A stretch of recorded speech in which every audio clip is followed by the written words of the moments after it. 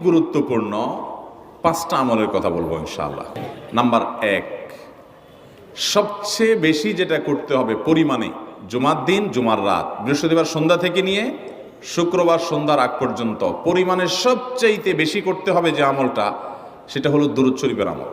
নবী করিম সাল্লাল্লাহু আলাইহি ওয়াসাল্লাম বলেছেন, আকসিরু আলাইয়া মিনাস সালাতি মিন ইয়াউমিল জুমআতি ওয়া লাইলাতিল জুমআহ, তোমরা জুমার দিন এবং জুমার রাতে আমার প্রতি বেশি বেশি দুরূদ পাঠ করবে, দুরূদ প্রেরণ করবে। ফাইন্না সালাতাকুম মারুদাতুন আলাই, কারণ তোমরা যে দুরূদ পাঠ করো এটা আমার কাছে পেশ করেন আল্লাহর ফেরেশতারা, এবং রীতিমতো নামধাম সহকারে আল্লাহর একদল ফেরেশতা নিয়োজিত আছে। তারা বলেন, আল্লাহ, হে আল্লাহ রসুল, আপনার অমুক উম্মত, অমুক অনুসারী, আল্লাহর অমুক বান্দা পৃথিবীর অমুক প্রান্ত থেকে, অমুক দেশ থেকে, অমুকের সন্তান, সে আপনার প্রতি দুরূদ পেশ করেছে জুমার দিনে, জুমার রাতে বা অন্য সময়ে। এটা নবী করিম সাল্লাল্লাহু আলাইহি ওয়াসাল্লামের কাছে রিপোর্ট।